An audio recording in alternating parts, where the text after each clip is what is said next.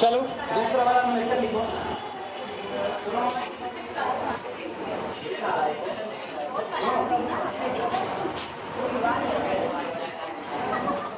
अब बच्चे summation x upon 9 into 1 plus nx square, जहाँ पर n वैरी करता है 1 से लेकर इनफिनिटी।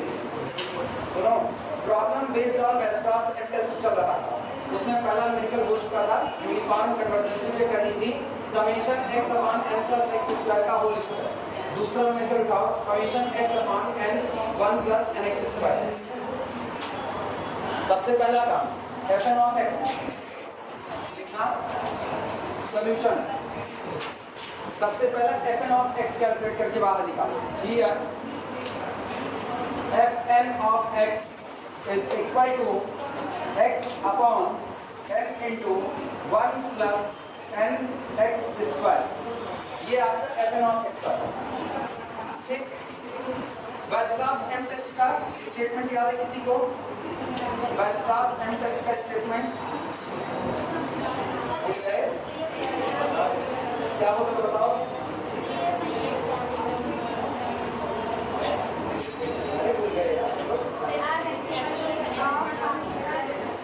हम लोगों को एक पॉजिटिव टर्म की सीरीज mn समेशन mn निकालनी होती है जो ऐसी हो कि mod of fn of x less than और इक्वल टू mn होनी चाहिए।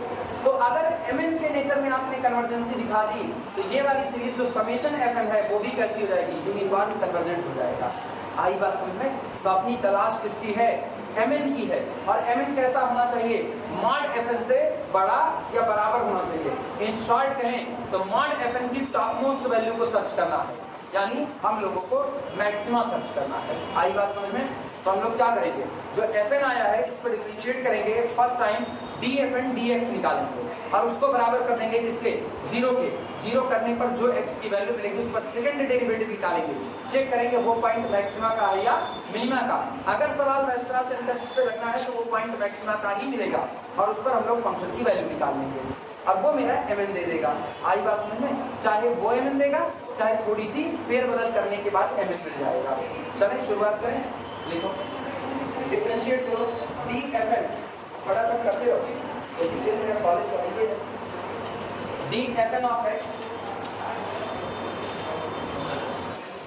dx मतलब fn ऑफ x को x के रिस्पेक्ट में डिफरेंशिएट करने पर, चलो ध्यान दो, सबसे पहले हम लोग एक काम करते हैं, कांस्टेंट 1/n को बाहर निकालना।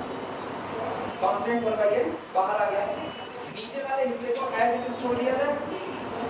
बोलो, नीचे वाले हिस्से को एज इट इज छोड़ दें तो 1 प्लस nx स्क्वायर छूट गया, x का डिफरेंशिएशन 1 माइनस x छूट गया, 1 प्लस nx स्क्वायर में 1 का डिफरेंशिएशन 0, ये आपका हो गया into 2nx divided by 1 plus nx square का होल स्क्वायर। गलती से भी n स्क्वायर मत करना, वो कांस्टेंट के बाहर आ गया। आया ना? This is equal to 1 upon n, ऊपर वाला तो सॉल्व होगा 1 plus nx square minus 2nx square divided by 1 plus nx square का होल स्क्वायर, यानी दिस इज इक्वल टू, ये आपका बनेगा 1 minus nx square upon n into 1 plus nx square का। चेक करो, सही है? मैक्सिमा या मिनिमा के लिए फर्स्ट डेरिवेटिव को क्या कर देते हैं? 0 लिखना। फॉर मैक्सिमा और minima dfn dx is equal to 0, which gives, this implies that 1 minus nx square upon n into 1 plus nx square whole square is equal to कितना? 0, यानी this implies that 1 minus nx square is equal to 0, implies that x is equal to 1 upon under root। सही है गलत? x की value आ रही है 1 upon under root n। ये मेरा पॉइंट होगा, पॉइंट ऑफ मैक्सिमा और मिनिमा, यानी x is equal to 1/√n पर ही या तो आपको मैक्सिमा मिलेगा या तो आपको मिनिमम मिलेगा। अब मेरा अगला टारगेट होगा सेकंड डेरिवेटिव को निकालना। अगर इतना लिख लो तो सेकंड डेरिवेटिव निकालना। मानसी गायब,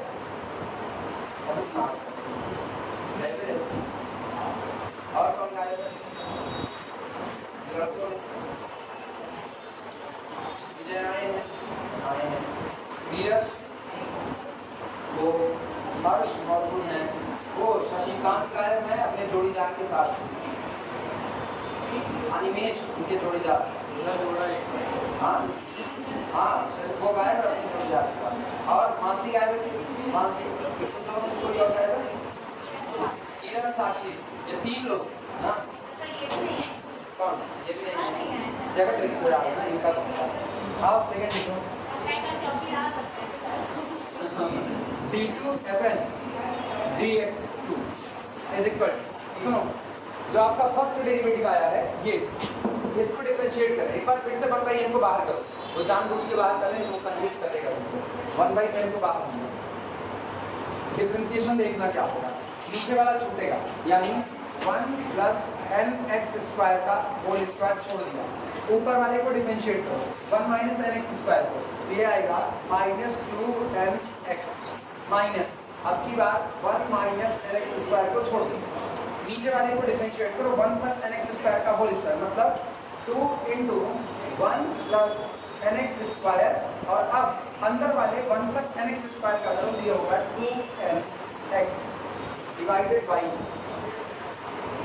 1 प्लस nx² की होल पावर 4। सही है, यानी this is equal to 1/n, ऊपर वाले को सिंप्लीफाई करते हैं, कुछ कॉमन होगा, -2nx, -2nx कॉमन किया और 1 प्लस nx² कॉमन किया, तो ब्रैकेट में मेरे पास बच रहा है -2nx खत्म, ये खत्म, तो 1 प्लस nx² यहाँ से बना, 1 प्लस nx² बाहर, ये बाहर, माइनस बाहर, प्लस साइन के साथ 2 माइनस 2nx² और whole divided by 1 plus nx² की whole power. This is equal to, अच्छा एक काम करते हैं, इस n से ये n उड़ा देते हैं, कॉमन है, इस n से ये n उड़ा दिया, तो अब मेरे को बचा माइनस, बाहर किया 2 इंटू x, और सुनो 1 प्लस nx² से एक ये उड़ा दिया, अपॉन 1 प्लस nx² की होल पावर कितना 3, और ब्रैकेट के अंदर जो बचा उसको देखो, 2 3 माइनस nx²। सही है गलत? अब अपने एक काम करेंगे, जहां जहां x है उसकी जगह 1/√n पुट कर देंगे।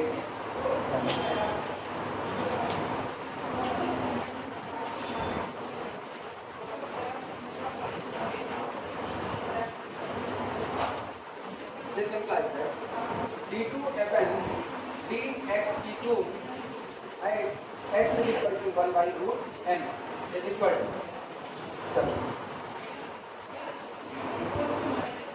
माइनस 2/√n अपॉन, इनका हाल देखना, यहाँ हम लोग लिख रहे हैं 1 plus n into 1/n, n से n कटा 1 plus 1 that is equal to 2, सही है गलत?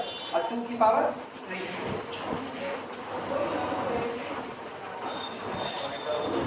2 की पावर 3, और ब्रैकेट के अंदर का हाल क्या होगा, 3 माइनस 1/n रखो, 1/n, क्योंकि इसी जगह 1/√n रखने हैं तो इसका 1/n लिख रहा है, कितना आएगा 2 minus 3 minus 1 that is equal to 2, तो this is equal to minus 2/√n upon 2 की पावर 3 इंटू 2 की पावर 1 दैट इज 2 की power.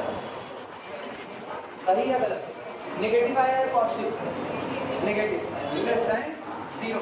This implies that x is equal to 1/√n is point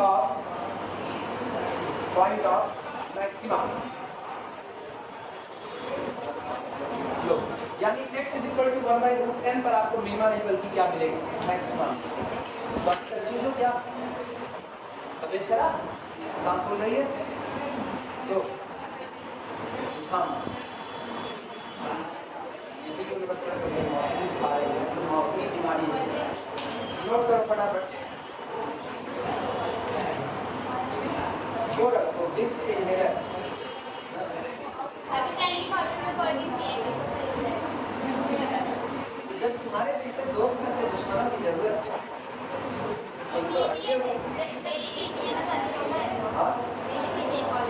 कभी होता है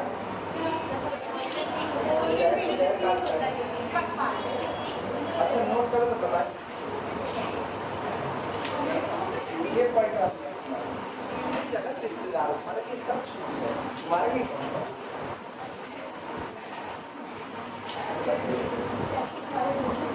सुनो इसका मतलब x = 1/√n पर जो आपको वैल्यू मिलेगी वही आपकी मैक्सिमम वैल्यू है। तो अब हम लोग fn की वैल्यू निकाल लेंगे जिस पर at x = 1/√n पर लिखना। सो fn of x is maximum will be maximum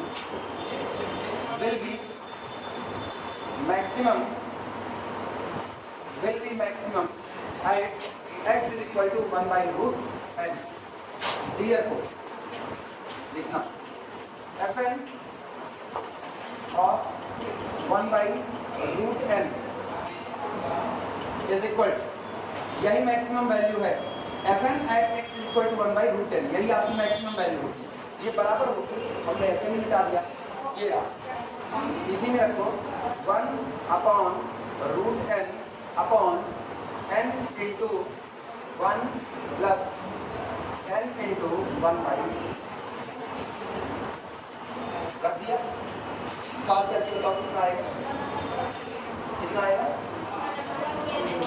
1/2n सबका यही आ रहा है। अरे this is equal to 1/2n की पावर 3/2 आया ना। नहीं वो जरूरी है, वो जरूरी है, अभी बता रहे क्यों जरूरी है। हाँ इसलिए जरूरी है, बिना उसके अपना काम नहीं होगा। सब लोगों का यही आया है, आप दिमाग दौड़ाना। यहाँ से हम लोग mn की तरफ बढ़ रहे हैं। तो mod fn of x, सारे लोग इधर देखो। तो mod fn of x is less than or equal to 1/2n की पावर 3/2, क्योंकि it is the maximum value of fn of x। तो fn of x की अगर बात करें तो या तो वो अपनी मैक्सिमम वैल्यू के बराबर पहुंच जाएगा या तो उससे कम बना रहेगा। और ये बताओ this whole quantity conformally less than 1/n की पावर 3/2, सही या गलत? और ये मेरा हो गया n, mn मिल चुका है। तो mn बराबर हो गया 1/n की पावर 3/2। अब सुनना समेशन mn दैट इज कुछ नहीं ऐसा वैसा नहीं, समेशन 1/n की power 3/2 is convergent as p is equal to 3/2 which is greater than 1। याद करो 1/n की पावर p वाली सीरीज बनी हाइपरज्योमेट्रिक सीरीज, और वो कन्वर्जेंट होगी क्योंकि p आपका 1 से बड़ा है। और सोचो समेशन mn कन्वर्जेंट है तो by Weierstrass m test wmt summation fn of x n vary from 1 से infinity is uniformly कन्वर्जेंट। आपकी सीरीज कैसी होगी? यूसी पी वाला तो बता दीजिए क्या होगा। कौन सा पी लिखने के बाद p = 3/2 ग्रेटर देन 1। हाइपरज्योमेट्रिक सीरीज यदि लिखवाए तुम्हारा भूल गए, लाल रंग भूल गए, खत तीन चीज याद रहा भूल गए, अभी उस दिन लिखवाए। सुनो समेशन 1/n की पावर p हाइपरज्योमेट्रिक सीरीज होगी, ठीक है। इसमें जब जब p आपका ग्रेटर देन 1 होगा तब तक ये कन्वर्जेंट होगा, और जब जब p लेस देन 1 होगा तब तक ये डाइवर्जेंट और इक्वल हो गया। इक्वल टू पर एक बार टेस्ट फेल करता था, फिर हम लोग आगे बढ़ करके साबित करते थे इक्वल टू 1 पर क्या होगा। और हम इसीलिए कहे थे घर जाना तो एक बार किताब खोलना और देखना, ये साबित करता है तुम घर गए तुमने किताब खोली है। अब जाना, किताब खोलना, देखना, गिराना, फिर हमको बताना ठीक है, हम वो करने वाले जो आपको बता रहे थे कि हम लिखेंगे लेस देन 1 बाई m, तो m बाई n की पावर 3 बाई 2 लिखी नहीं बस जाओगे तब वही p बराबर 1 का किस्सा चलेगा। अब p इज इक्वल टू 1 पर क्या होगा वो तो तुमको पता ही नहीं है।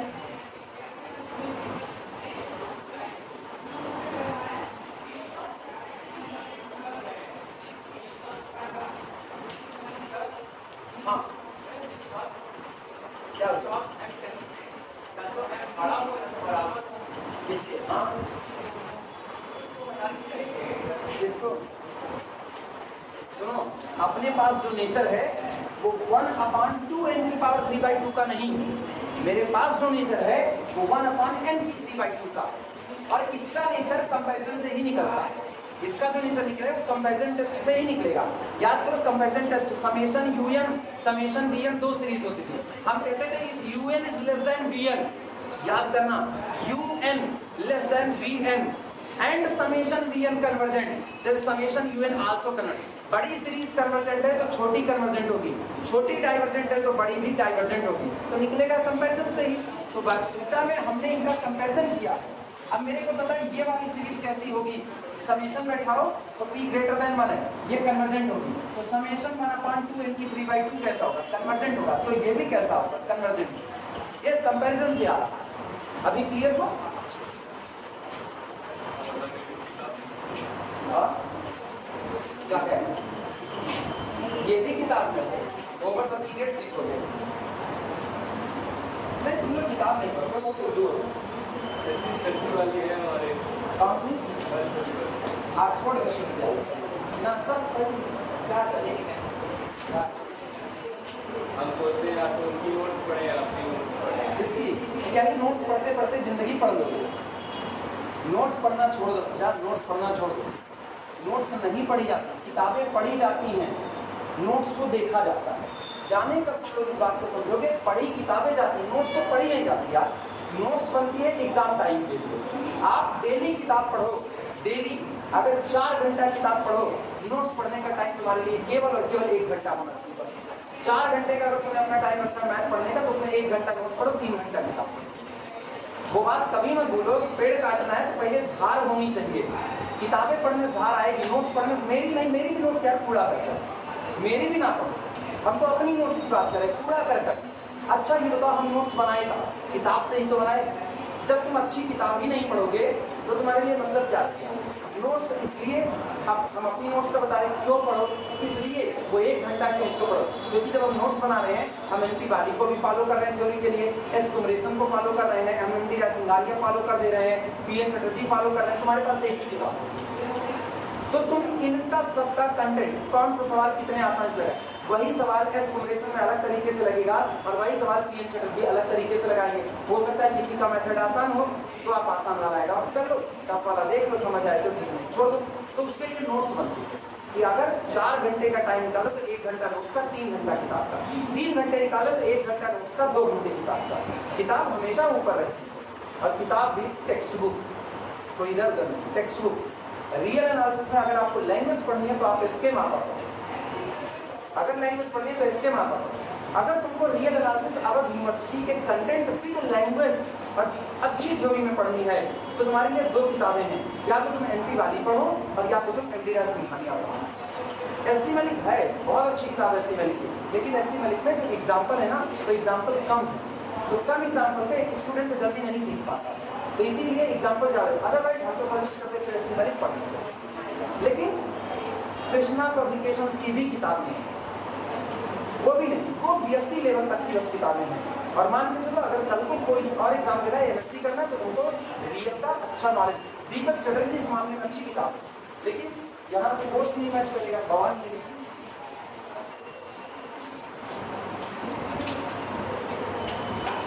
कब सीखोगे इस बात को?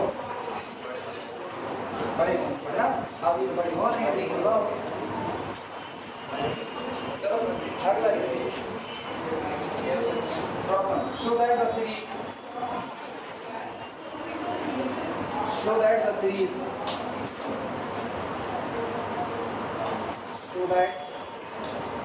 the series 1 1 प्लस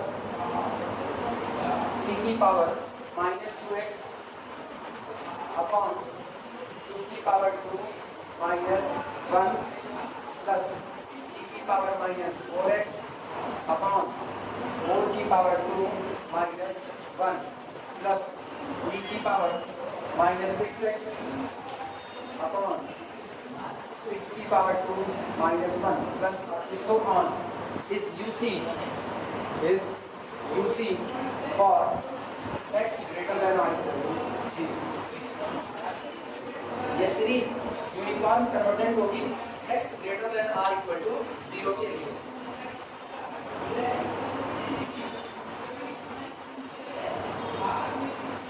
हमारी आप स्कूल वाली किताब से पढ़ा रहे थे ना यूसी कब का बंद होगा, अब आईटी ना और ये यूसी है। अभी यूसी बेस्ड ऑन कंटिन्यूटी अभी हमको करना ही इंटीग्रल का यूज करना ही अभी है यूसी मतलब थोड़े इतना पढ़ने के बाद तब थोड़ा थोड़ा कमांड आता है। हाँ अब मेरे को यूसी समझ आ रहा है वो क्या कैसे कन्वर्जेंसी दिखाएंगे, सीरीज को कैसे कन्वर्जेंट करें इतना पढ़ने के बाद।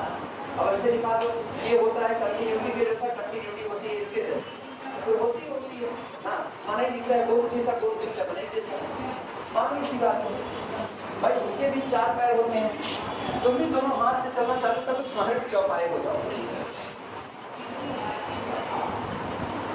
चलो शुरुआत करो, फिर वही बात सुनो। पहला काम FN को बाहर निकालो, FN के बाहर आने के बाद मेरा अगला काम था DFN DX करना। DFN DX से मुझको पॉइंट मिलेगा, that the point for maxima और मिनिमा। वेस्ट्रास एम टेस्ट लगेगा तो पॉइंट फॉर मैक्सिमा ही आएगा, उस पर उठा करके सेकंड डेरिवेटिव को चेक करो वो पक्का नेगेटिव ही आएगा क्योंकि वेस्ट्रास एम टेस्ट जो लगाना है अगर वही नहीं आएगा तो क्या आप लगा पाओगे टेस्ट को, तो ऐसा होना फिक्स होता है। और उसके लास्ट में आपको इसकी मैक्सिमम वैल्यू को कैलकुलेट करना है, कंपैरिजन करते करते mn को बनाना है और mn की कन्वर्जेंसी से इसकी कन्वर्जेंसी को डिसाइड कर देना है। लिखो अब ध्यान देना, सुनो इधर बात। अगर हम इनको देखें तो ये क्या लिखा गया 1 अपॉन, गलती सुनना गलती, अगर किसी ने कहा 2 4 6 8 इवन चल रहा है तो पहले वाले की तो 0 स्क्वायर माइनस 1 तबाही, क्योंकि 0 स्क्वायर माइनस 1 का मतलब है माइनस 1 और आपका पहला टर्म कौन है प्लस 1। आई दिक्कत की नहीं, तो इसका मतलब अगर आपको इसका जनरल टर्म बताना है तो सोचो जनरल टर्म में बवाल क्या है। अगर तुम 1 को देखो दूसरे टर्म में ये हो गया है e की पावर माइनस 2x अपॉन 2 की पावर 2 माइनस। तीसरे टर्म में ये हो गया e की पावर माइनस 4x अपॉन 4 की पावर 2 माइनस। तीसरे टर्म में दिक्कत दे रहा है कि नहीं, आपको सोचना पड़ेगा कैसे जनरेटर बनाए। कुछ अपने एक काम करेंगे, सीरीज कैसे इनफाइनाइट, सीरीज कैसे इनफाइनाइट। समुद्र में से एक लोटा पानी निकाल कर एक लोटा मिला दो, कोई फर्क पड़ेगा? यानी पर्टिकुलर कुछ टर्म मिला देने पर या कुछ टर्म को निकाल देने पर एक सीरीज के नेचर पर कोई फर्क नहीं पड़ता। कन्वर्जेंट है तो कन्वर्जेंट रहेगी, डाइवर्जेंट है तो डाइवर्जेंट रहेगी। तो अपने क्या करते हैं ना, नेग्लेक्टिंग द फर्स्ट टर्म, पहले टर्म को ही नेग्लेक्ट करो। अब मेरे लिए nth टर्म बताना आसान है, अब आप जनरल टर्म बता सकते हो। अब बोलो नीचे 2 फिर 4 फिर 6 फिर 8 इवन चल रहा है तो नीचे होगा 2n का होल स्क्वायर माइनस ऊपर का हाफ। ये लिखा गया है e की पावर माइनस x, इसको देखना e की पावर माइनस 2x का होल स्क्वायर आया ना, 2 दूना 4 माइनस 4x, ये e की पावर माइनस 3x का होल स्क्वायर, मतलब जनरल टर्म e की पावर माइनस mx का। सही है गलत? नहीं समझ में आया? ऐसे देखना, नीचे 2 तो ऊपर 2, नीचे 4 तो ऊपर 4, नीचे 6 तो ऊपर 6, तो नीचे कौन 2n, तो इधर e की पावर माइनस 2 आया जनरल टर्म। याद रखना हमेशा जब आपको कुछ टर्म दिक्कत दे जनरल टर्म को सोचने में नेग्लेक्ट करें, उनको हटाओ, क्योंकि सीरीज कैसी इनफाइनाइट, एक इनफाइनाइट सीरीज के नेचर पर दो चार टर्म को डिलीट कर देने से कोई असर नहीं पड़ता है। वो कन्वर्जेंट होगी तो कन्वर्जेंट आएगी, डाइवर्जेंट होगी डाइवर्जेंट आएगी। आई बात समझ में? हाँ लिखना पड़ेगा, नेग्लेक्टिंग द फर्स्ट। ये एजम्पशंस लिखाया जाता है बीएससी फर्स्ट ईयर में जब सीक्वेंस सीरीज चलता है, वहाँ एजम्पशंस लिखाया जाता है। आफ्टर नेग्लेक्टिंग सब terms from a infinite set, there is no effect on the convergency and divergency behaviour of the series. Merge करने के बाद भी कोई फर्क नहीं। आई बात समझ लो। चलिए लिखा जाए, लिखो solution. Neglecting the first term, solution.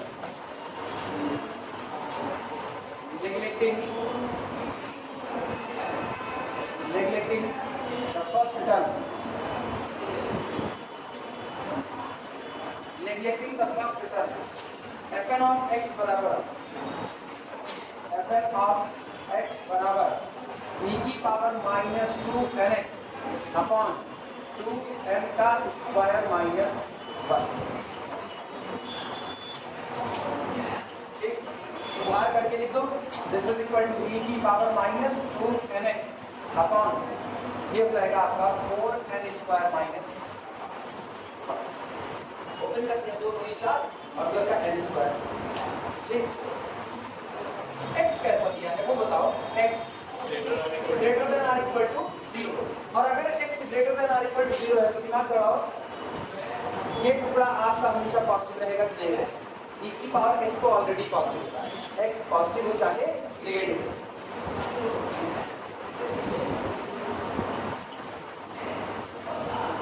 ये कौन x पॉजिटिव रहे या नेगेटिव रहे, ग्राफ हमेशा कहाँ चलेगा? ऊपर ऊपर, यानी वैल्यू आपको हमेशा कैसी मिलेगी? पॉजिटिव। नेगेटिव वैल्यू आपकी कभी नहीं आएगी। तो चाहे बात करो e की पावर x की, चाहे बात करो e की पावर माइनस x की, e की पावर x हमेशा हमेशा कैसी वैल्यू देगा? पॉजिटिव देगा। क्लियर है ये बातें?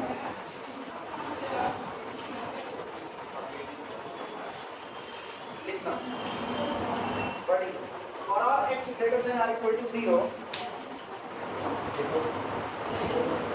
For all x greater than or equal to 0, e की power 2nx greater than or equal to 1। For all e की power, for all x greater than or equal to 0, e की power 2nx greater than or equal to 1। आया कैसे हुआ? ध्यान दे। पता है कोई तुमसे कहे e की पावर x का ग्राफ बनाओ, e की पावर x का, तो आप यहाँ से चलाना। ठीक, कोई कहे आप e की पावर 2x का ग्राफ बनाओ, तो e की पावर 2x का ग्राफ ऐसे चलाना, ऐसे यहाँ ले आना और ग्राफ को तेजी से बिल्ड करोगे, क्योंकि e की पावर x जितने तेजी से बढ़ेगा e की पावर 2x उससे ज्यादा तेजी से बढ़ेगा, और e की पावर 3x मांगे ना तो ग्राफ को और x एक्सिस के नजदीक लाना और बिल्ड कर देना e की पावर 3x। लेकिन हर बार गुजरेगा कहाँ से? गुजरेगा ही। आई बात समझ में? तो अब गौर करना, आप कह रहे हो x की value greater than or equal to कितनी है, और जब x की value greater than or equal to 0 है, मतलब आप कंसीडर कर रहे हो यहाँ से। आया ना? ये रहा मेरे डोमेन में x की value greater than or equal to कितनी चल रही है? 0। तो ये मेरा डोमेन है। तो ये सोचो ये e की पावर x है। अब ध्यान देना, अब हम ग्राफ बना रहे हैं।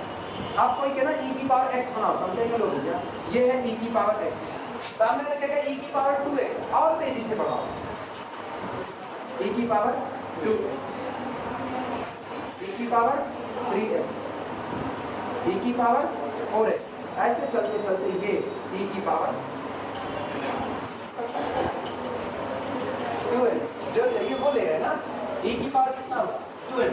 अच्छा दिमाग लगाओ, ये e की पावर 2x, हम देखते हैं कि ये कौन है? ये 1। जब आप y इक्वल टू e की पावर 2nx की चर्चा करोगे तो x 0 पुट करते हैं, e की पावर कितना? 0, दैट इज इक्वल टू, मतलब y की वैल्यू शुरू होगी 1 से और 1 से बड़ी रहेगी। तो इसका मतलब है कि जब कभी x greater than or equal to 0 होगा, e की power 2nx greater than or equal to कितना होगा? 1। अभी ये बात समझ में आई कैसे हुआ? सारे लोगों को मर्जी होगी तो कॉर्नर पर ऐसे ग्राफ प्लॉट कर सकते हैं, मर्जी होगी तो। अब सुनो मेरी बात, जरा इसको फ्लिप करोगे तो 1/e⁻²n(x ≤ 1) नेगेटिव नहीं किया, बस less than or equal to 1। इसको ऊपर करो, यानी that is whenever x greater than or equal to 0 e⁻²n(x less than or equal to 1।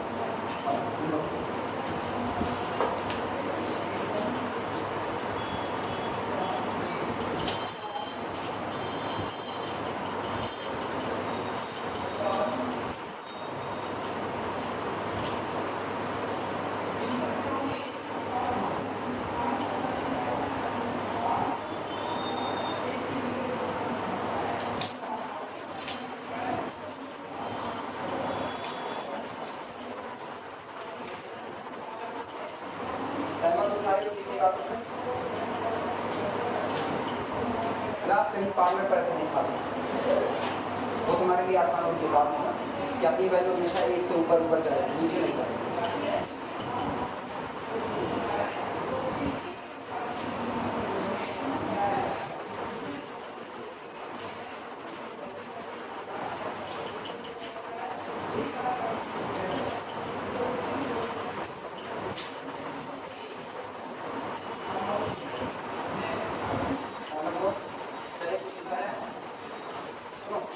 अगली बात ये बताओ, 3n² confirmly greater than 1 for all n belong to n, सही या गलत?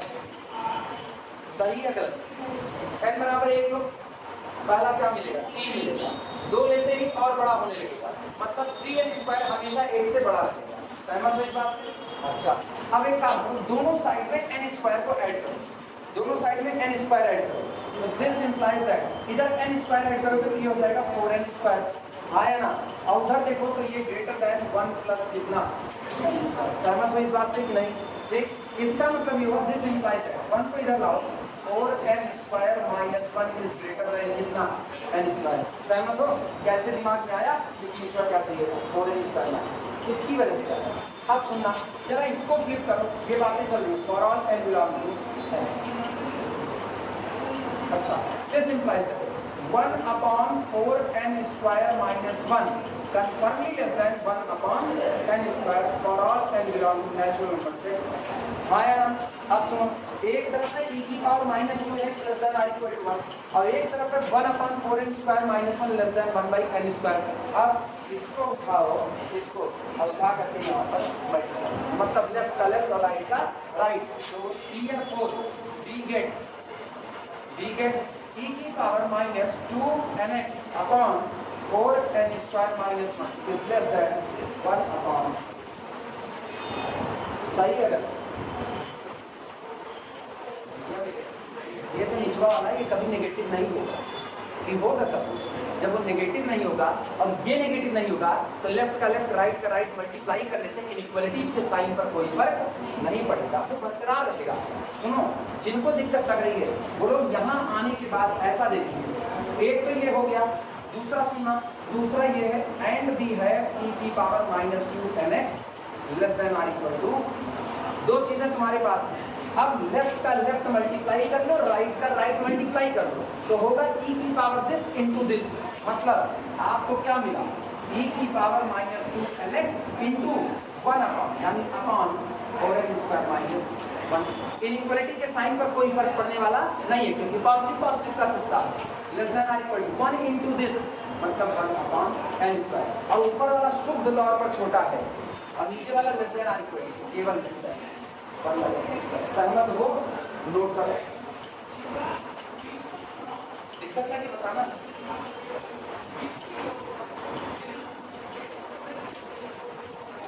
और उसका mn मिल चुका है, अगर तुम गौर करो तो mn मिल चुका है। जरा मॉड बैठाओ दोनों साइड में, मॉड का कोई मतलब नहीं, ऑलरेडी पॉजिटिव है, यहाँ मॉड बैठाओगे 1/n²। Mod of fn of x यही है कि नहीं? देखो fn है कि नहीं? तो mod of fn less than 1/n²। अब ये देखो, ये p कितना है? 1 से बड़ा, CGT रहेगा कि नहीं? वो CGT तो ये भी है, खत्म है।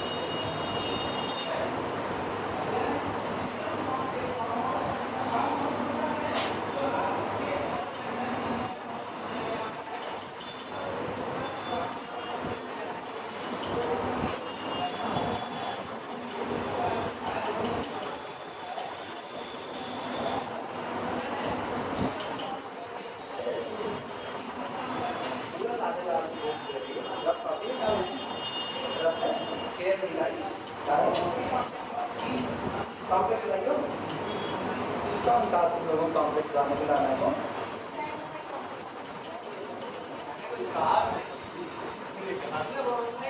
बहुत सीधा है कुछ नहीं तुम दुष्ट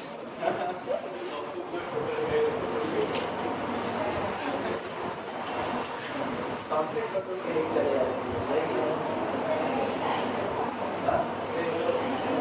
ये वाला यही है और कुछ कपड़े नहीं लाए इतने बड़े झोले में और कुछ नहीं लाए इतने बड़े झोले में अगर कुछ ना हो तो झोला मेरा झोला दे दो उठा के देखो उसको उसमें बहुत कुछ था अभी कॉलेज जाएंगे तो न जाने और क्या क्या भाई और हम जानबूझ के इतना लेकर के जाते जिससे कोई मेरा बैग मेरी कुर्सी से उठा के दूसरी कुर्सी पर रखने की नहीं खड़ा रहकर कोई नहीं उठाएगा हाँ तुम ये जिद विज्ञान हमको दी नहीं बात की तभी हमारे पास है नहीं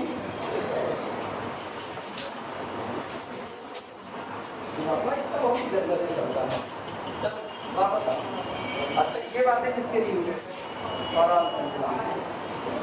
ठीक है अब लिखना now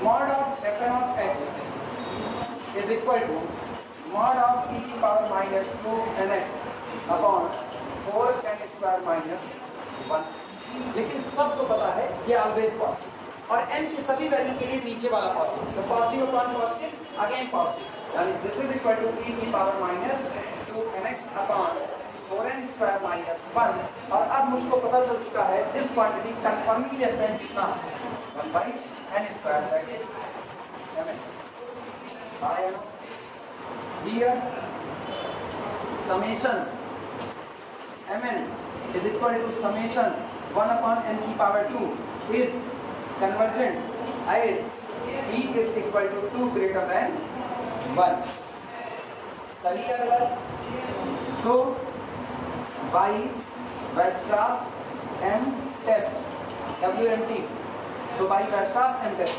summation fn is also uniformly convergent that is अर्थात इसका मतलब क्या होगा 1 प्लस समेशन fn रीजन सुनो क्यों क्योंकि आपने पहले टर्म को नेग्लेक्ट कर दिया था तो आपकी सीरीज जो समेशन fn बनी वो दी गई एक्चुअल सीरीज नहीं एक्चुअल सीरीज तब मिलेगी जब आप अपनी मानी गई सीरीज में किसको ऐड कर देंगे 1 को जिसको नेग्लेक्ट किए और सोचो जो ऑलरेडी कन्वर्जेंट है कन्वर्जेंट होने का मतलब है कि लोग इनका जोड़ कहीं रुकता नजर आएगा जहां रुकता नजर आएगा उसमें एक और जोड़ दोगे तो क्या इंफिनिटी हो जाएगा नहीं इसका मतलब 1 plus summation fn that is अर्थात गिवन सीरीज is also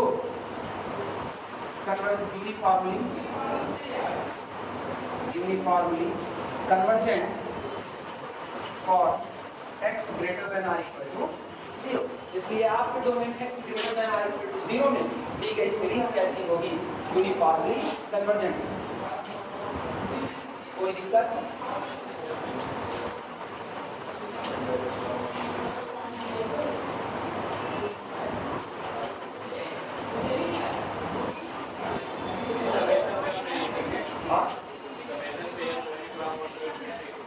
सुनो समेशन में जब कुछ नहीं लिखा जाता है तो ऐसा फील हो जाता है कि वो इनफाइनाइट अदरवाइज उसके कुछ टर्म लिख ना कुछ नहीं लिखा इसका मतलब सीरीज इनफाइनाइट है दूसरा क्यूसी में आपको फाइनाइट सीरीज मिलेगी नहीं क्यूसी का कन्वर्जेंसी क्राइटेरिया ही इनफाइनाइट सीरीज पर आता है एक फाइनाइट सीरीज कभी डाइवर्ज नहीं कर सकती समझे कि नहीं ऐसे नहीं वो दूसरी भाषा बोले आदत करें मुझे लगे नाम दो आदत करने के साथ क्या कोई संबोधन बोलते हैं वो बोलिए बात मुझे लेकिन आप और कुछ लोग हैं अब और तो हम नहीं जानते रहने वाले नहीं आने लड़के बस जिनको सुने उनका जानते लड़कों के सामने लड़कों को अपनी उनका अलग है की भाषा अच्छा वो इतनी मीठी भाषा है ना दो चार गाली भी देखे पता तो नहीं चलता कि आपको गाली गाली एक जगह ऐसे बोलते हैं गाली क्या क्या क्या गाली भगवान की एक गिरा की बिलासपुर की भाषा सुनो गड़बड़ मतलब मीठा भी बोले तो लगेगा वो झगड़े हो रहे समझ में हम लोगों को गिलास नहीं पता। जब वो प्रेम से बत्ती आएंगी तो हम लोग बाहर निकल कर झगड़ा कर रहे हैं, लेकिन वो बत्ती आती है वही है, अलग अलग जगह की अलग अलग। प्रेम कोई नहीं है, प्रेम प्रेम मतलब पाए में शूटिंग करके प्रेम हो गए, अब नहीं लगते।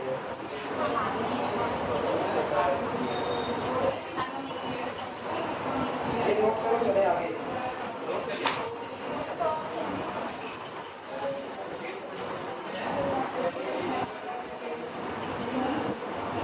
देख रहे कोई ऐसी series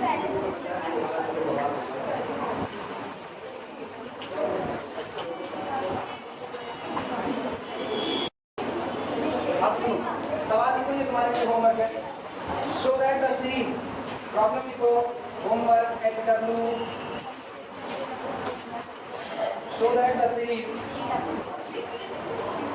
show that the series,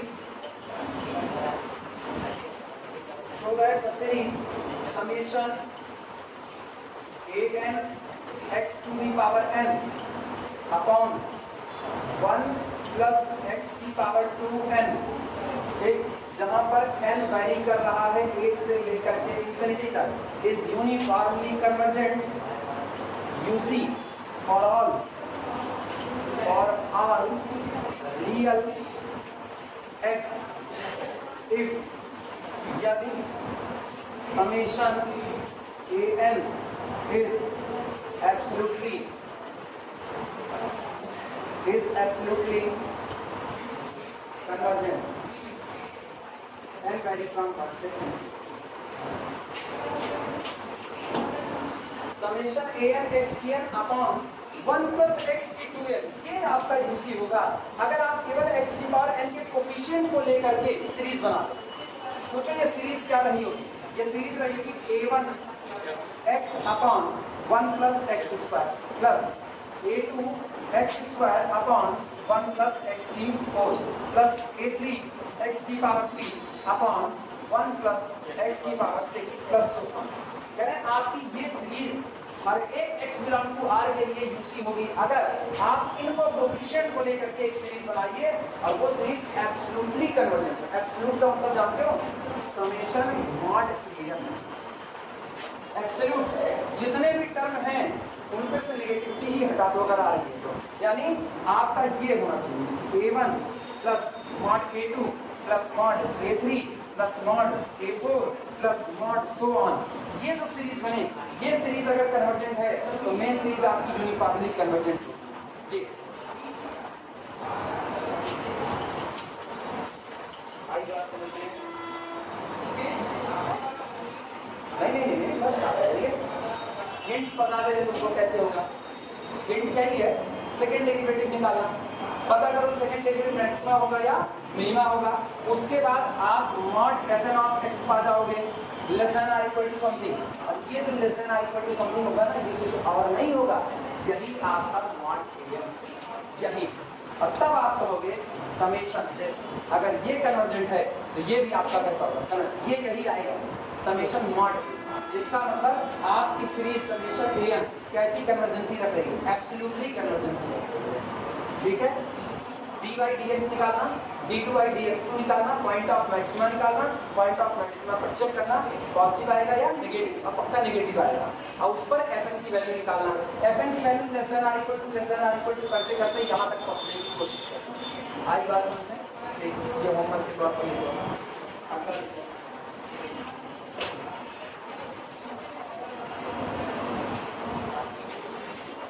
नहीं आएगा तो हम क्लास में करवाएंगे, परेशान अपने लोग पढ़ेंगे, ऐसा नहीं है, नहीं पढ़ने वाले। दूसरा प्रॉब्लम नंबर 2 लिखना, show that summation -1 to the power n upon n की पावर p x की power 2n upon 1 plus x की power 2n is again n varying from 1 से infinity is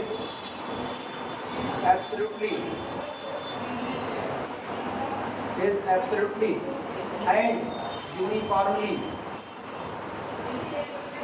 uniformly convergent for all x belong to R if यानी p greater than ये series आपकी uniformly convergent होगी अगर p greater than 1 होगा। लगेगा same वेस्ट्रॉस and test से। ठीक, दो सवाल, चलो दो ही दे दो, ठीक है। ये दो तुम्हारे लिए होमवर्क। कौन से? क्या 5 पूरा करना है? नहीं, दो सवाल दो लगा। ये दोनों भारी हैं ना, ये दोनों भारी हैं, तो दोनों में नंबर से नहीं खेल रहा, दोनों में कॉन्सेप्ट से खेल रहा है। ठीक, पहले में भी और दूसरे में भी। पता नहीं कौन कह रहा था जो 0 ठीक है, ग्रुप पे भेज देंगे, उसमें कौन सा। सुनो, अब हेडिंग डालो एवरेज टेस्ट और ध्यान दो एवरेज टेस्ट के प्रूफ की कोई जरूरत नहीं है। ठीक है, हमने एवरेज टेस्ट का केवल और केवल स्टेटमेंट चाहा, हम स्टेटमेंट के बेस पर सवाल लगाएंगे। प्रूफ की कोई दरकार नहीं है, प्रूफ यूनिवर्सिटी पुष्टि उसकी है नहीं है, इसीलिए उसको हम छोड़ रहे हैं, जानबूझ करके छोड़ रहे हैं। न्यूमेरिकल केवल यूसी से न्यूमेरिकल ही पूछे गए हैं। ठीक, जिन थ्योरम्स का प्रूफ होना है थ्योरम आगे मिल जाएंगे, उन थ्योरम का प्रूफ करवा देंगे। एवरेज टेस्ट डिस्क्रीट टेस्ट दोनों का केवल स्टेटमेंट लिखवा, दोनों का प्रूफ नहीं लिखवाने। इतना यूसी पढ़ चुके हो, इतना क्राइटेरिया पढ़ चुके हो कि अगर चाहो तो किताब को उठा करके एक बार उसका प्रूफ सरसरी तौर पर देख सकते हो। आई बात समझ में? जैसे कौन सी क्राइटेरिया करवाएंगे उसका प्रूफ, तो कौन सी क्राइटेरिया का प्रूफ पूछा जाता है तो उसका करवा दिया।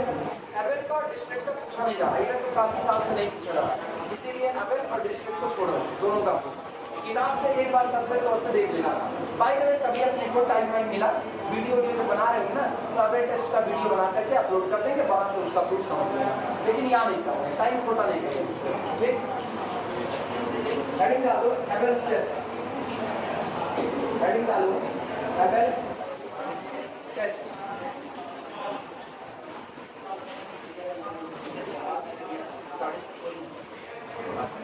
एवरेज टेस्ट इसमें लिखना इफ या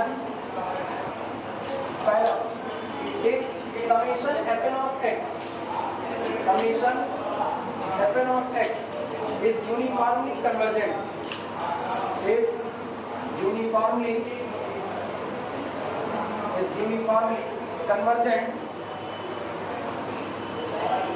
convergent on closed interval AB दूसरा second the sequence gn of x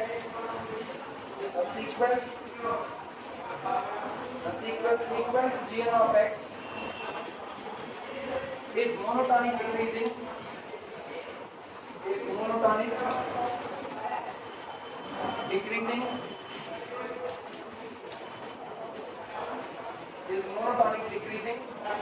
for all small x belong to the closed interval AB and third there exists a positive real number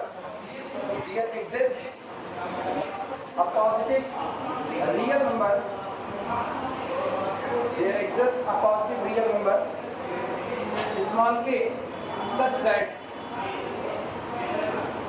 that mod of gn of x is less than k for all small x belong to the closed interval AB and small n belong to the natural number set n. Then the series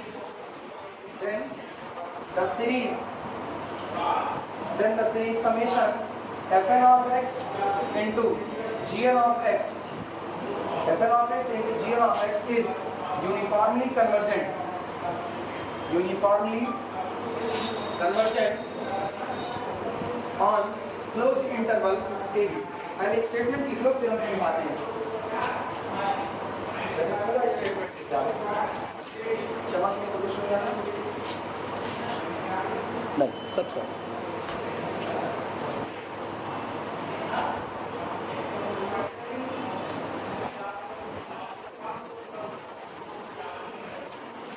बस class का proof एक दो बार पूछा गया, इसलिए उसको करवा दिया बस क्लास है।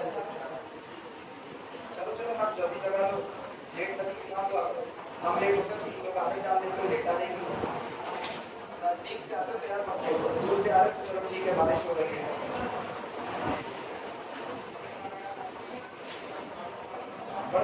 इसका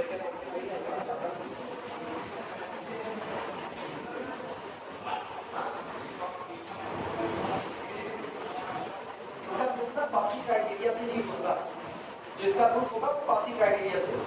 एक बार ट्राई करना किताब से पढ़ने का, बाय द वे नहीं समझ में आता तो परेशान ना, वो मेरा घर पर बंद फुर्सत का वो एक दवा लग गया, वो अभी बनी रहा, वो खत्म ऊपर का, तो हम ऊपर बढ़ करके उसका वीडियो बना देंगे और वो समझ में आ जाए। लेकिन अभी यहाँ उसका कुछ नहीं है, यहाँ न्यूमेरिकल बना है, अब उसी को जितनी जल्दी निपटा पाए निपटाने वाला इतनी जल्दी तो हमें नहीं निपटा रहा। एक संख्या अपनी वाला ना खाली 3 लोग केवल तुमको पहले सेमेस्टर नहीं पढ़ा, उनका वो पूरा चाहे कोर्स ना दिया, मैंने उनसे नहीं पढ़ा, छोड़ दिया। हम बेईमानी कर सकते हैं, क्या करें? सुनो, ये एबेल टेस्ट कब अप्लाई होगा? अब तक हम लोग जितना काम किए उतने में मुझको जो सीरीज दी जाती थी वो केवल सिंगल टर्म से बनी हुई सीरीज होती थी। अब हम जो सीरीज उठा रहे हैं वो गौर करो किससे बनी होगी?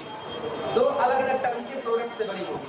मतलब अब जो मेरी सीरीज होगी वो ऐसी होगी, f1 of x into g1 of x plus f2 of x into g2 of x plus f3 of x into g3 of x। अगर आपको इस तरीके की सीरीज नजर आती है और इस तरीके की सीरीज को यूनिफॉर्मली कन्वर्जेंट है कि नहीं ये चेक करना होगा, तो एबेल टेस्ट इसके लिए पूरा डिजाइन किया गया। कहा गया 3 कंडीशन पूरी होनी चाहिए। पहली बात, जो आपका पहला टर्म है f1 of x, f2 of x, f3 of x, इसको लेकर के जो आप सीरीज बना रहे हो, ये series f1 of x plus f2 of x plus f3 of x plus up to so on, यानी जो आपकी सीरीज बन रही है समेशन fn of x, ये दी गई सीरीज आपके दिए गए डोमेन क्लोज इंटरवल ab में कैसी होनी चाहिए? यूनिफॉर्मली कन्वर्जेंट होनी चाहिए, पहली कंडीशन। दूसरी कंडीशन, आपके पास एक पॉजिटिव नंबर ऐसा जरूर होना चाहिए कि जो आपका सेकंड वाला टर्म चल रहा है g1 of x, g2 of x, इसका जो जनरल टर्म होगा gn of x, उसका मॉड इस नंबर से कैसा होना चाहिए? छोटा। यानी कि सेकंड टर्म को अगर हम बाहर निकालें, जो आपका प्रोडक्ट में मौजूद है g of x, gn of x, वो आपका बाउंडेड होना चाहिए, एक वक्त के बाद वो उससे ऊपर ना जा पाए। There exists a positive real number k such that the mod gn of x can be less than k for all x belong to our domain closed interval kb। ठीक? और सीक्वेंस gn of x आपका कैसा होना चाहिए? Monotonically decreasing. अगर ये 3 शर्तें पूरी हो रही हैं तो आप तुरंत कह सकते हो कि आपकी दी गई series summation fn of x into gn of x हमेशा कैसी होगी? Uniformly convergent. इन 3 में से एक भी शर्त अगर फेल कर गई, जैसे आप सीक्वेंस gn of x को बनाओ लेकिन sequence gn of x monotonic nature में ना आए।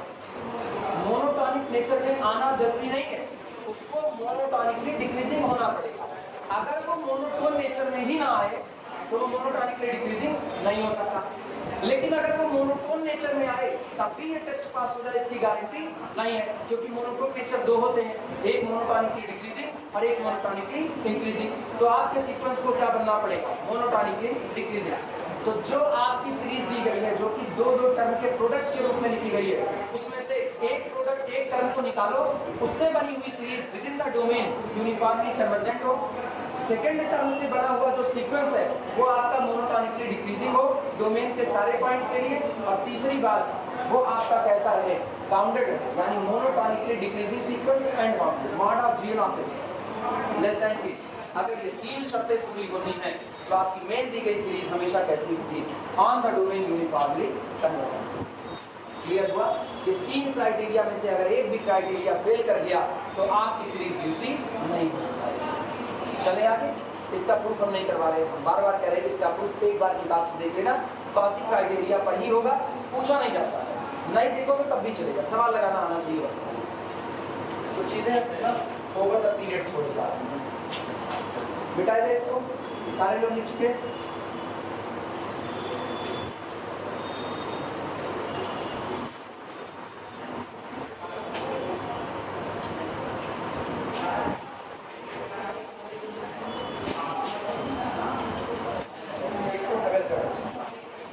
इसके तुरंत बाद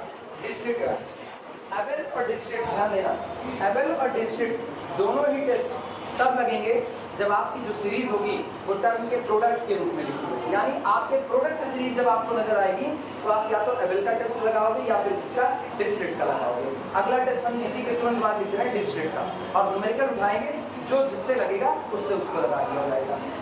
स्टेटमेंट लिखना डिरिचलेट टेस्ट, ऐसे इसको डिरिचलेट बोलते हैं, डिरिचलेट नहीं है, Dirichlet.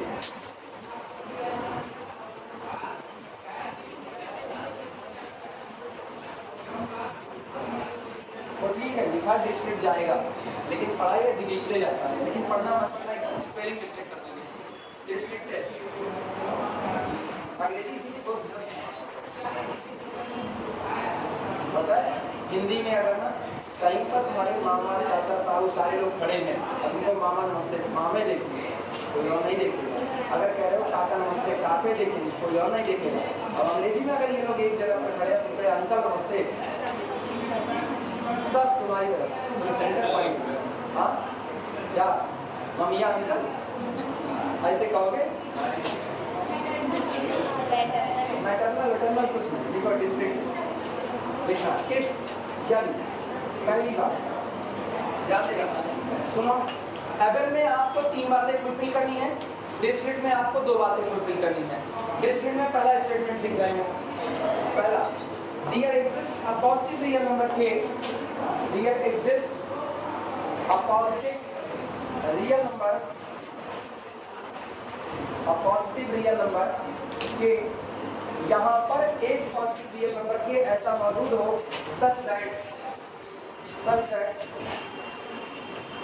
mod of Sn of x is equal to mod of summation fr of x, जहाँ पर r वेरी करता है 1 से लेकर के कहाँ तक n तक, is less than k for all small x belong to our domain closed interval AB and small n belong to natural number set n।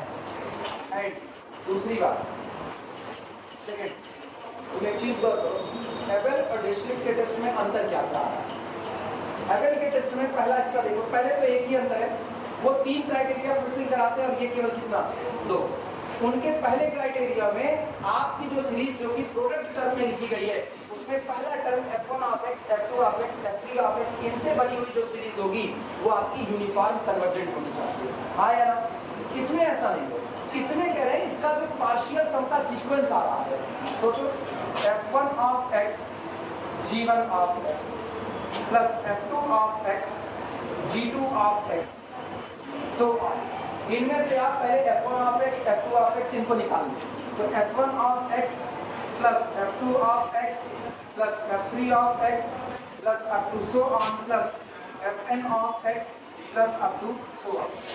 ये शुरू के इतने लोगों का जोड़ क्या होगा S6, केवल पहले का क्या होगा S1, शुरू से 2 लोगों का जोड़ S2, शुरू से 3 लोगों का जोड़ S3, शुरू से n लोगों का जोड़ Sn। तो आपका सीक्वेंस बनता है शुरू के 1 लोगों का जोड़, मतलब ये कौन है f1 ऑफ x है, फिर अगला कौन S2, S2 का मतलब f1 of x plus f2 of x, फिर आपका कौन आता है S3, S3 का मतलब f1 of x plus f2 of x plus f3 of x। ये जो आपका सीक्वेंस बन रहा है, इस सीक्वेंस को करें mod Sn of x is equal to summation r vary from 1 to n fr of x। ये आपका k से कैसा होना चाहिए, क्लियर हुआ? पहली शर्त यहाँ पर, जबकि वो क्या कहा था, वो कहा था कि ये जो सीरीज आ रही है ये सीरीज क्या होनी चाहिए यूसी। वो सीरीज को यूसी नहीं कह रहा, वो कह रहा है आपका जो पार्शियल सम का सीक्वेंस है वो पार्शियल सम का सीक्वेंस बाउंडेड होना चाहिए। वो सीक्वेंस को बाउंडेड करें और ये सीरीज को क्या कह रहा था, इसके पहले वाला एबेल, वो सीरीज को यूसी कह रहा था। अंतर पता चला? ये अंतर याद रखोगे अगर ना, तुरंत शुरुआत से देखते रहोगे तो तुमको टेस्ट अप्लाई करने में बड़ी आसानी है। और ये याद रहेगा एबेल ने क्या कहा और डिरिचलेट ने क्या कहा।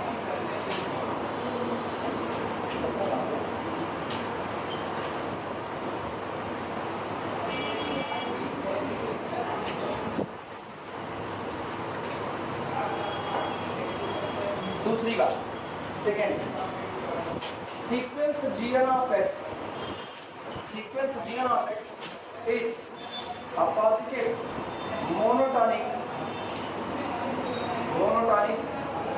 decreasing sequence decreasing sequence converging uniformly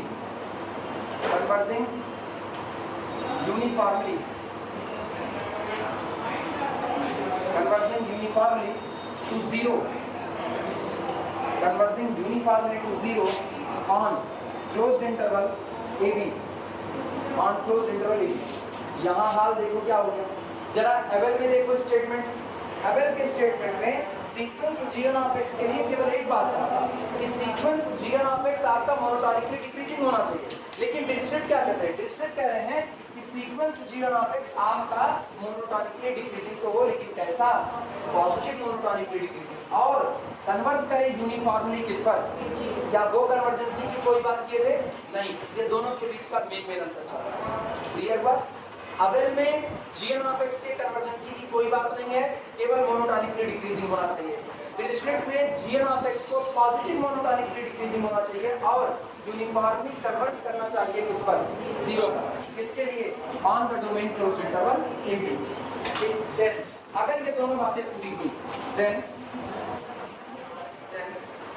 summation Fn of x gn of x और लिखना है ये n gram gn of x is uniformly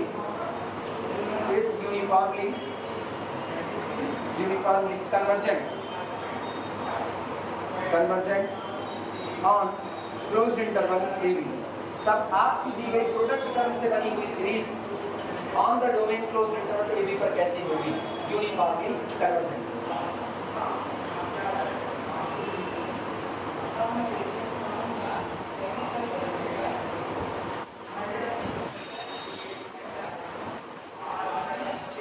सबसे पहले न्यूमेरिकल करेंगे एबेल टेस्ट पर टेस्ट, फिर न्यूमेरिकल करेंगे डिरिचलेट पर, जिससे दोनों टेस्ट अलग अलग दिखाई। टेंशन ना लेना, प्रूफ की टेंशन बिल्कुल मत लेना। समझ आए तो ठीक, नहीं आए तो नहीं आएगा, बाद में वीडियो बनाएंगे निश्चित तौर पर, और इन्हीं 2 टेस्ट का वीडियो बना करके अलग से उसी प्लेलिस्ट में डाल देंगे, बस काम हो जाएगा तुम्हारा। अब इस तरह पुराना टाइप होगा तुम्हारा ये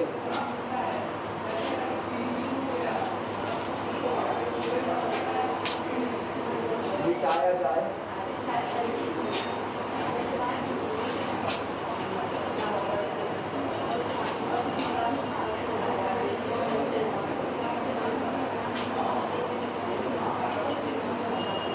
चलो हेडिंग डालो, problem based on Abel test. Problem based on Abel test. Problem based on Abel test. Abel test पर बेस्ड प्रॉब्लम।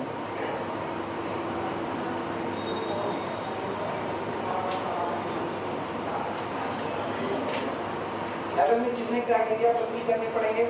3। डिरिचलेट में कितने? 2। एबेल gn ऑफ x के मोनोटोनिकली डिक्रीजिंग होने की बात करेगा, लेकिन कन्वर्जेंसी की बात नहीं करेगा। डिरिचलेट gn ऑफ x के मोनोटोनिकली डिक्रीजिंग में पॉजिटिव मोनोटोनिकली डिक्रीजिंग की और 0 पर यूनिफॉर्मली कन्वर्जेंसी की बात करेगा। एबेल का बोलो, Abel summation Fn of x के यूनिफॉर्मली कन्वर्जेंट होने की बात करेगा, जबकि Dirichlet sequence gn of x की बात करेगा। सॉरी SN सीक्वेंस SN को बाउंडेड होने की बात करते हैं। Mod of SN of x less than कितना होना चाहिए? k होना चाहिए। ये इनके बीच का मोटा अंतर है जो हम लोगों को देखना है। चलो पहला न्यूमेरिकल नोट करना।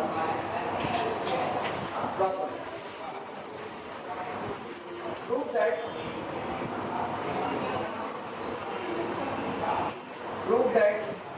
the series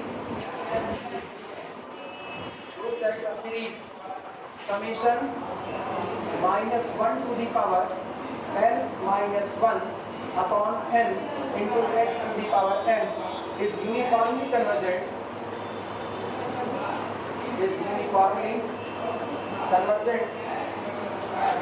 on closed interval 0 1। साबित कीजिए कि summation -1 to the power n minus 1 upon n x की पावर n एक क्लोज इंटरवल 0 1 पर यूनिफॉर्मली कन्वर्ज करेगा।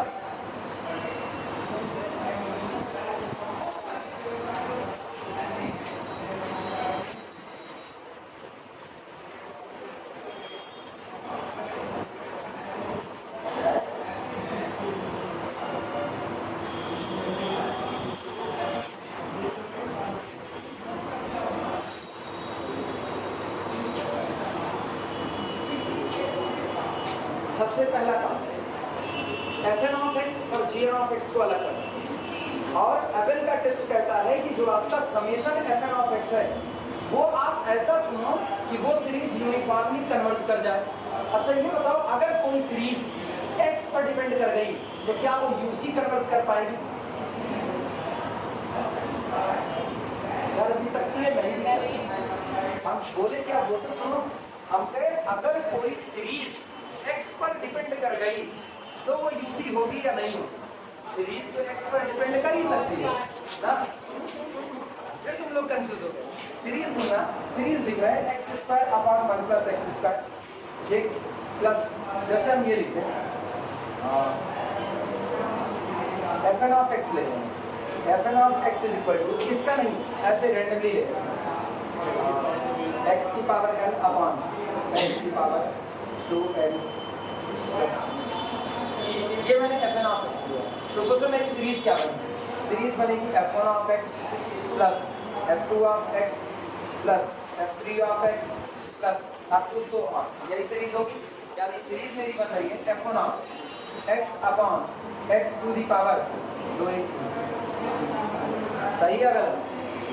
प्लस इधर x स्क्वायर अपॉन x की power 2 3 4 1 5 plus x cube upon x की पावर 7 प्लस सो ऑन। तो एक चीज बात करो, ये सीरीज तो x पर डिपेंड करेगी ही करेगी, सीरीज तो x पर डिपेंड करेगी।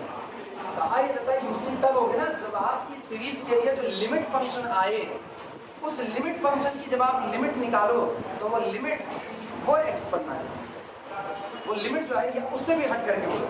यूसी होने के लिए ये जो आपका difference between fn of x minus limit function f of x आ रहा है, ये लेस देन एप्सिलॉन नॉट, इसके लिए for all n greater than और equal to n and this m not depend on the, इसके लिए बात करते हैं।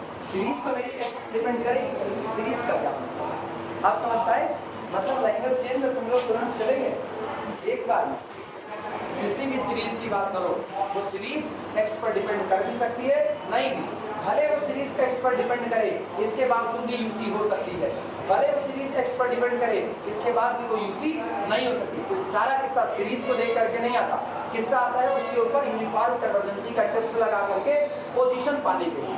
अगर आपको पोजीशन ऐसी मिली कि position is independent from x, तब आप यूसी हो जाओगे, अदरवाइज आप यूसी नहीं। आई बात समझ में? लेकिन इस सबसे हटकर ये इतनी बातें खाली इसलिए थी कि तुम्हारा दिमाग कुछ एक्टिवेट। अब बताओ एबेल टेस्ट में सबसे पहली बात है कि आपका जो सीक्वेंस आ रहा है, सॉरी सीरीज आ रही है, समेशन fn ऑफ x, वो यूनिफॉर्मली कन्वर्जेंट है। अगर हम सीरीज ही ऐसी माने जो x पर ना डिपेंड करे, जब मेरी सीरीज ही x पर नहीं डिपेंड कर रही है तो इसका मतलब डोमेन का पॉइंट कुछ भी हो, कन्वर्जेंसी आपकी अगर आ रही है तो वो कैसी हो जाएगी? यूनिफॉर्मली कन्वर्जेंसी हो जाएगी। तो हम fn ऑफ x को चालाकी से मानेंगे। मेरे पास दो हिस्से हैं, एक हिस्सा ये है और एक हिस्सा ये। इस हिस्से में x इन्वॉल्व है और इसमें x इन्वॉल्व नहीं है, तो हम लोग मान लेंगे fn of x is equal to -1 to the power n - 1 upon. Now our series is free from x, आया ना? और अगर मेरी सीरीज फ्री फ्रॉम x है तो केवल उसको इसकी कन्वर्जेंसी चेक करनी है। आओ चलो इसकी कन्वर्जेंसी चेक करते हैं। अगर ये सीरीज कौन सी समेशन fn ऑफ x, अगर ये आपका यूसी हो गया तो आप एबेल का पहला क्राइटेरिया पार कर लिया। आई बात समझ में? चलो लिखने की शुरुआत करो। और जो x की पावर n है उसको हम लोग क्या मान लेंगे? gn ऑफ x मान लेंगे। लिखना लेट fn ऑफ x बराबर solution, let fn of x is equal to -1 to the power n - 1 upon n and gn of x बराबर x to the power n, ये हम मान लेते हैं। अच्छा ये बताओ n बराबर इवन ऑड करो, क्या तुमको जो सीरीज मिलेगी वो अल्टरनेटिव साइन पर मिलेगी? तो इसका मतलब समेशन fn ऑफ x आपकी एक अल्टरनेटिव सीरीज है, अल्टरनेटिव जिसके साइन लगातार बदल रहे हैं। बल्कि अगर हम समेशन fn ऑफ x तैयार करने जाओगे तो ये बनेगा f1 plus f2 plus f3 plus f2, यही तो बनेगा। whatever be the x, यहाँ तो x ही नहीं है तो x के आने जाने का कोई असर नहीं पड़ेगा। केवल f1 f2 f3 से देख लो क्या आएगा। n is equal to 1 रखो, 1 minus 1 0, इसका मतलब ये आया -1 की पावर 0 1 अपॉन, आया ना। यहाँ f2 देखना, n is equal to 2 minus 1 power कितनी आई 1, यानी कि -1 upon 2, 1 upon 1 minus 1 upon 2 plus 1 upon 3 minus 1 upon 4 plus 1 upon 5 minus 1 upon 6 plus minus so। ये बताओ क्या इस सीरीज में साइन अल्टरनेटिवली आ रही है कि नहीं? तो इसका मतलब ये सीरीज आपकी एक अल्टरनेटिव सीरीज है। क्लियर हुआ? और अल्टरनेटिव सीरीज का टेस्ट हम लोग कर चुके हैं। चलो शुरुआत करते हैं। लिखना then summation fn of x, then summation fn of x is an alternating series। ये एक अल्टरनेटिंग सीरीज है, इज एन अल्टरनेटिंग सीरीज, और ये सीरीज ऐसी है वेयर an बराबर, वेयर जहां पर an इज इक्वल टू, अब इस सीरीज में an कौन होगा? 1 by n, an 1 upon n। Sign को कौन देख रहा है? हम तो केवल an को और an plus 1 को मॉड an लिख दें और लिख करते देखो सही है गलत, दिक्कत खत्म। Mod an is equal to 1 by n, क्यों? अल्टरनेटिव में या तो प्लस साइन आएगा या तो माइनस, या तो प्लस आएगा या तो माइनस, तो इसका मतलब अगर माइनस आएगा तब भी मॉड की वजह से क्या निकलेगा? प्लस, और प्लस आएगा तो मॉड को लेकर ही जाएगा। और दूसरी बात, मॉड an प्लस 1 कौन होगा? 1 अपॉन n प्लस, हाँ या ना? और यहाँ से तुमको एक बात बड़ी साफ सुथरी पता चल रही है कि this implies that mod of an plus 1 less than और equal to mod of an। सही है गलत? लिखा जा सकता है, नोट कर। Mod of an plus 1 less than और equal to mod of an, एक बात। दूसरी बात, एंड अगर हम लिमिट अप्लाई करें, limit n approaches to infinity an is equal to कितना? Limit n approaches to infinity 1 upon n that is equal to कितना? 0। दिमाग लगाना, mod an plus 1 less than or equal to mod an and limit of an is equal to 0। ये लेबनिट्ज का test यहीं पर काम करता है, यहीं पर हम लोग कहते हैं लेबनिट्ज टेस्ट की दरकार है, और यही है लेबनिट्ज टेस्ट, यही है। mod of an plus 1 less than or equal to mod of an हो, एक शर्त, दूसरी शर्त limit of an बराबर कितना हो जाए? 0 हो जाए। देखना then लेबनिट्ज टेस्ट ऐसे लिख देना, यही है आपका लेबनिट्ज टेस्ट।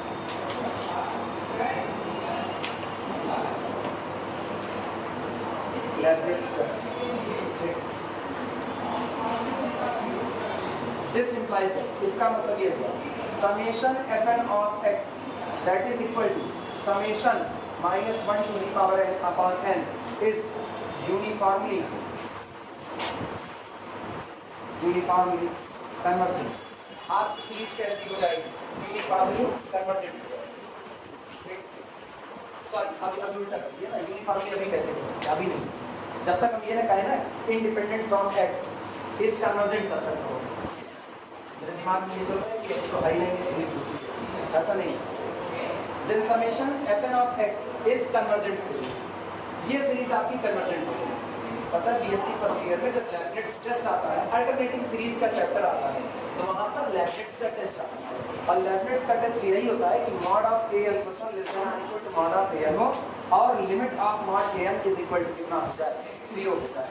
तब आप कहोगे कि आपकी दी गई सीरीज कैसी होगी? कन्वर्जेंट। 2 मिनट तुम लोगों को ना हो मैं स्टेटमेंट लिखा दूँ, चमक आ गई है। ये सामने सीरीज है और ये सामने लेबनिट्ज का टेस्ट है जिसको यूज करें।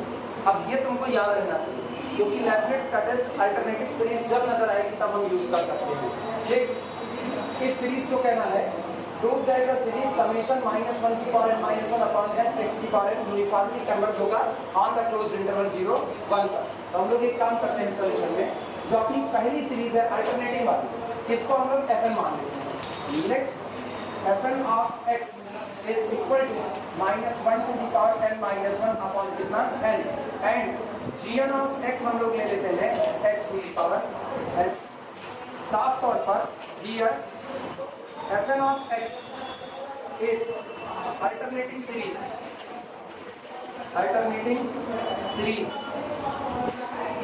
यहाँ पर fn ऑफ x आपकी कैसी सीरीज होगी, अल्टरनेटिंग सीरीज।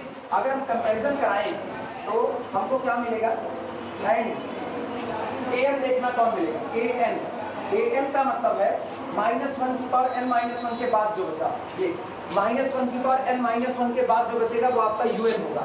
un का मतलब मेरे लिए an होगा, तो मेरे लिए an हो गया 1 अपॉन कितना n, और मेरे लिए an प्लस 1 कितना हो गया, ये हो गया 1 अपॉन n प्लस 1। इन दोनों का कंपैरिजन कराएं तो मुझको मिलता है कि an इज ग्रेटर देन और इक्वल टू an प्लस 1। सही या गलत, क्योंकि 1 अपॉन n हमेशा बड़ा होगा 1 अपॉन n प्लस 1 से, एक बात। एंड दूसरी बात, limit n approaches to infinity an is equal to limit n approaches to infinity 1 upon n बराबर कितना 0। लेब्निट्ज का टेस्ट अप्लाई कर दो। लेब्निट्ज का टेस्ट कहता है ऐसे में आपकी ये अल्टरनेटिंग सीरीज कैसी होगी, कन्वर्जेंट, यानी this implies that summation -1 to the power n minus 1 upon n is convergent, मेरी ये सीरीज कैसी रहेगी, कन्वर्जेंट। क्लियर है। अब एक चीज, अगली बात, क्या ये सीरीज x पर डिपेंड कर रही है, नहीं, तो इसका मतलब ये जहां कन्वर्ज कर रही होगी वो भी x पर डिपेंड करने वाला नहीं। इसी बात को अगली लाइन में लिखना, बोला जाए, लिखो, since it is independent of x, since it is independent from x, ये कन्वर्जेंसी x पर डिपेंड नहीं करेगी। since it is independent from x, since it is independent from x, ठीक, so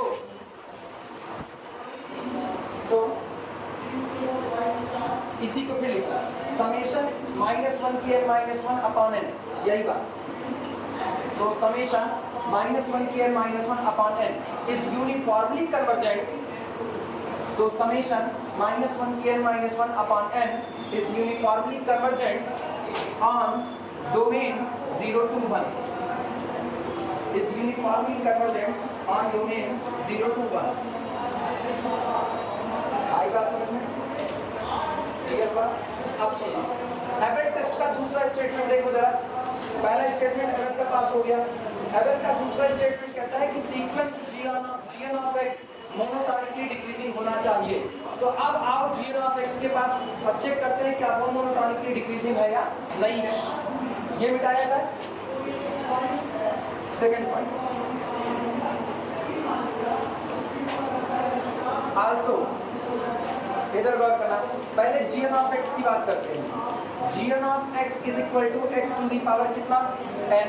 अच्छा, gn of x gn plus 1 of x is equal to x की power n plus 1 आया ना। और आपका x कौन है, and x belong to the closed interval 0 से लेकर के 1 तक। क्लोज्ड इंटरवल 0 से 1 के बीच में अगर x है तो जितना आप पावर बढ़ाते जाओगे उतना चीजें छोटी होती जाएंगी। यानी this implies that x to the power n is greater than x to the power n plus 1। सही है गलत?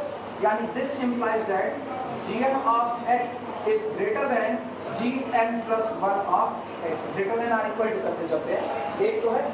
अब ये बताओ क्या ये डिक्रीज करा कि नहीं। पहले आता है कौन, n टर्म, उसके बाद आता है n प्लस 1 टर्म, और n प्लस 1 बाद में आने वाला टर्म पहले मौजूद टर्म से कैसा हो गया, छोटा। यानी this implies that sequence gn of x is monotonically decreasing. सही या गलत? किस पर? On our domain close interval 0 से लेकर के 1 तक। क्या दूसरी भी शर्त पूरी हो गई? नोट करो। और एक और बात यहाँ पर लिखिए ना, for all small and belong मैंने एबेल्ट टेस्ट के दो स्टेटमेंट पास कर दिए। पहला, summation fn of x uniformly convergent होना चाहिए, पास हो गया। दूसरा, sequence gn of x monotonically decreasing होना चाहिए, वो भी पास हो गया। तीसरा और बचा, अभी वो भी निपटाते हैं।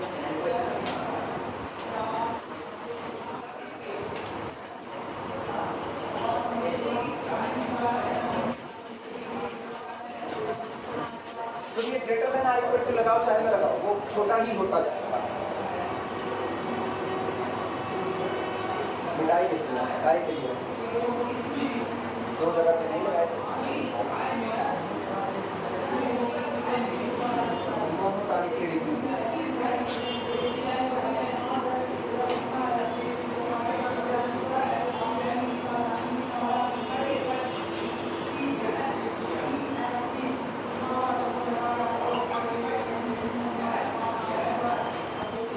दो स्टेटमेंट पास में है। तीसरा बाकी रह गया है कि मुझको इस सीक्वेंस को क्या कहना है, बाउंडेड। अगर ये सीक्वेंस बाउंडेड और हो गया तो दी गई सीरीज यूनिफॉर्मली कन्वर्जेंट है। चलो चेक करते हैं बाउंडेड है कि नहीं। सब लोग लिख चुके हैं, सबका हो गया। अब बाउंडेड देखते हैं, बेटा किसी का नहीं बात ना।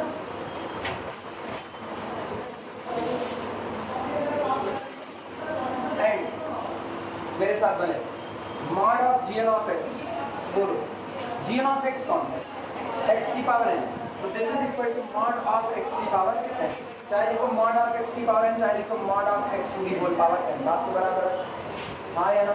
अपनी बात सुना, इनकी अगर हम बात करें तो x किसके बीच में है, 0 से 1 के बीच में।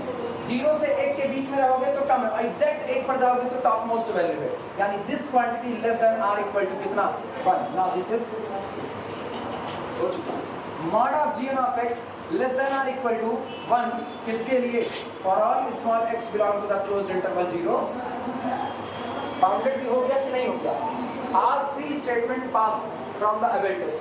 एबेल्ट टेस्ट से आए हुए 3 के 3 स्टेटमेंट पास हो गए। इसका मतलब मेरी दी गई सीरीज एबेल्ट टेस्ट के आधार पर कैसी हो गई, यूनिफॉर्मली कन्वर्जेंट हो गया। ठीक है, clear. All 3 statement of Abel's test holds good. This implies that summation fn of x into gn of x, that is equal to summation from the -1 to the power n upon n into x to the power n is uniformly convergent on our domain closed interval 0 से लेकर के 1 हो गया। ये होता है एबेल्ट test के base पर लगाए गए। परेशान ना भी और